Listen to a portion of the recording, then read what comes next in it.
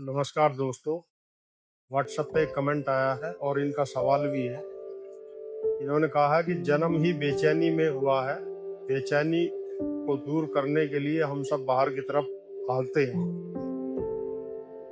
खुशी पाने के लिए जाने कितने ही तरीकों से, और ये सब करते करते और खाली और बेचैन हो जाते हैं। इसीलिए बाहर दौड़ खत्म कर देनी चाहिए। ये मेरे अपने जीवन से भी और दूसरों के जीवन को देखकर सीखा है। इसीलिए मेरी बाहर की दौड़ तो अपने आप ही रुक गई है। अब खुद ही मन पुरानी चीजों में नहीं जाता है। थोड़ा काफी लंबा कमेंट है, मैं इसको शॉर्ट ही कर लेता हूँ। तो आखिरी में इन्होंने यही कहा है कि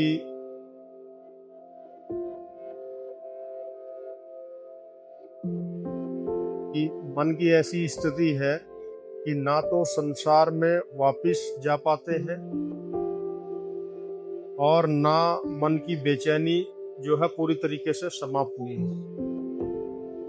बहुत ही प्यारा सवाल है, बहुत ही अच्छा सवाल है इनका।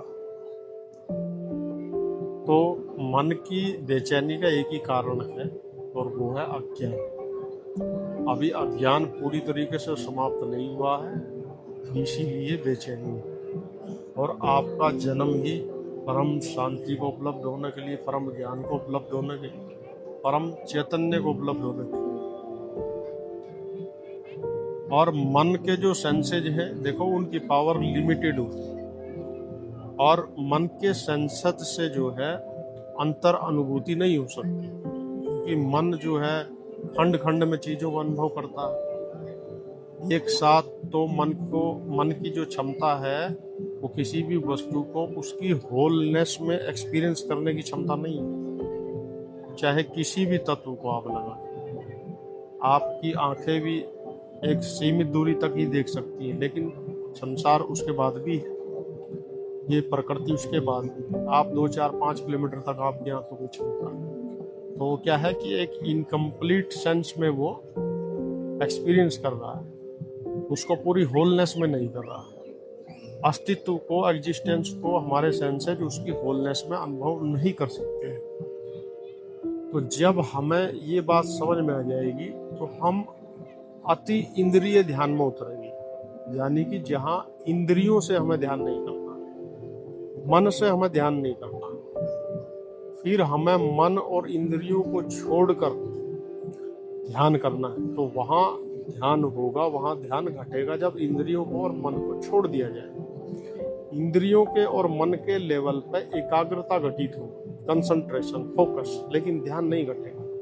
ध्यान के लिए हमें इंद्रियों को और मन को छोड़ना पड़ेगा। तो जब हमें ये जहन में गहरे से हमारे बात बैठ जाएगी कि मन हमें किसी भी तरीके से पूर्ण ज्ञान नहीं करा सकता है, तो मन अपना आप शांत हो जाएगा। अभी मन इसलिए बेचैन है क्योंकि हमें कहीं ना कहीं लगता है कि कोई आध्यात्मिक ऐसा अनुभव होगा, जैसे हमें संसारिक अनुभव की बहुत वो रहती है कि संसार के अनुभव से हमें लगता है कि हमने अनुभव किया, कुछ प्राप्ति हुई। तो ऐसे ही हमें अध्यात्म में भी लगता है कि हम कुछ ऐसा अलौकिक अनुभव करेंगे जिससे हमें कोई पूर्ण शांति मिलेगी, या कोई परमात्मा का दर्शन होगा, या हमारे अंदर ही कुछ बदलाव आ जाए ऐसा कि जिससे हमारे अंदर सिद्धियां आ जाए, जहां हम चाहे उस लोक में पहुंच जाए, इधर पहुंच जाए। बहुत सी भ्रांतियां। तो इसीलिए मन को हमने बेचैन रखा हुआ, अपना आप से नहीं हुआ। हम मन से चाह रहे हैं कि वो हमें ऐसा कोई अलौकिक अनुभव कराए। तो जब ये भी भ्रम आपका मिट जाएगा, तब आपका अति इंद्रिय ध्यान घटेगा, और उसमें आपका मन भी और आप भी दोनों पूर्ण रूप से शांत होंगे। जब तक आपको परम शांति उपलब्ध नहीं होगी, मन शांत नहीं हो सकता। मन आप ही की क्रिया शक्ति है, कुछ ना कुछ करके मन को आप व्यस्त रखें। मन खुद से व्यस्त नहीं हो सकता, उसको वो आप ही की इच्छा पर चलता है, आप ही के इंटरेस्ट पे चलता है। अगर आपका इंटरेस्ट नहीं है तो उधर आपका ध्यान भी नहीं जाएगा, ना वहाँ मन जाएगा। तो ये तो ऐसा नहीं है कि दुनिया में आपका सब चीज़ों में इंटरेस्ट है। जिनमें आपका इंटरेस्ट नहीं है उनके बारे में आपको पता भी नहीं है। आपको उन्हीं चीज़ों का पता है, उन्हीं घटनाओं का पता है जिनमें आपका इंटरेस्ट रहता है। जैसे बहुत से लोग न्यूज़ देखते हैं तो उनसे उनको सभी देश विदेश की सभी खबरों का पता है। किसी का न्यूज में इंटरेस्ट ही नहीं है तो उसको पता ही नहीं है क्या हो रहा है क्या नहीं है।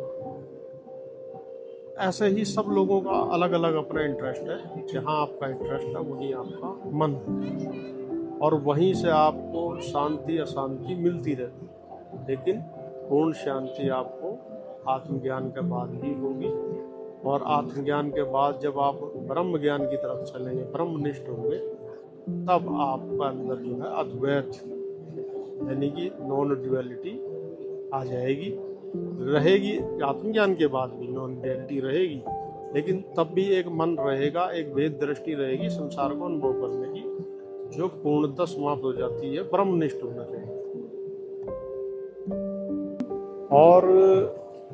और हमें ये जो लगता है ना कि हमारा मन बेचैन है, मन नहीं बेचैन होता। थोड़ा सा इसे यहाँ समझ लें। मैं पहली कुछ वीडियो में भी अपने कह चुका हूँ कि मन कभी हमारा बेचैन नहीं होता, हम खुद बेचैन हैं। मन को तो शांति और अशांति से कुछ लेना देना है ही। मन भी क्या है? मन हमारी क्रिया शक्ति, इच्छा शक्ति, विल पावर है, और इसमें और भी अनेक शक्तियां हैं। स्मरण शक्ति है, बोलने की शक्ति है, अनुभव करने की शक्ति है, बहुत प्रकार की मन की शक्तियां हैं। लेकिन मन हमारी ही एक क्रिया शक्ति है। जो हम करना चाहते हैं उसका मन बन जाता है।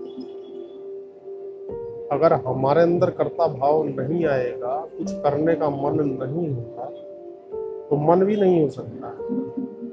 मन अपने आप से कभी सुख दुख नहीं अनुभव कर सकता है। जैसे कि आप ये मान के चलिए कि सुबह उठते ही आपकी एक करने की इच्छा होती है कि भाई मुझे आज ये काम करते हैं, और पूरे दिन में जब आपको वो सब काम हो जाते हैं, तो शाम को जब आप नींद में जाते हैं, तो नींद में जाने का मतलब ही क्या है? अब आपको कुछ करना नहीं। तो जब कुछ करना नहीं तो वहाँ मन भी नहीं है, और मन नहीं है तो फिर कोई संसार नहीं है, अनुभव नहीं है। यानी आपके कुछ करने के कारण ही मन पैदा होता है, कर्ता भाव से ही मन आता है। तो मन आपकी एक क्रिया शक्ति है, और उसी से आप सब कर्म करते हैं, कर्म से आप अनुभव करते हैं, अनुभव से आप ज्ञान करते हैं। ये एक प्रोसेस है आपका। तो मन ऐसे बेचैन नहीं हो सकता। बेचैन आप ही हुए, और बेचैन होने का कारण भी वही है कि कुछ चीजें अधूरी रह गई, कुछ ज्ञान पूरा नहीं हुआ, और बहुत सी ऐसी चीजें हैं जिस तरीके से आप उन्हें करना चाह रहे थे वो उस तरीके से कंप्लीट नहीं हुई। तो बैकग्राउंड में, सबकॉन्शियस में बहुत सी इनकम्प्लीट फाइल्स है जो उस मन की क्रिया शक्ति को एक्टिव रखती, उसे ऑपरेशन में रखती। तो उससे आपको लगता है कि भाई वो बेचैन, वो मन में कोई बेचैनी। तो इसको जब आप ध्यान में बैठे, गहरे से उन चीज़ों का ऑब्जर्वेशन करें कि ऐसी क्या चीज़ें हैं जिनसे आप पूर्ण रूप से अभी मुक्त नहीं हुए हैं, जिन्हें आप अभी आपकी करने की इच्छा बची, तो धीरे धीरे वो रहस्य, वो वासनाएं, वो इच्छाएं, वो सब भी आपके सामने आ जाएंगी। जिनको जी सकते हो उनको जियो, और जिनको समझ कर मुक्त हो सकते हो उनको समझ कर मुक्त हो जाओ।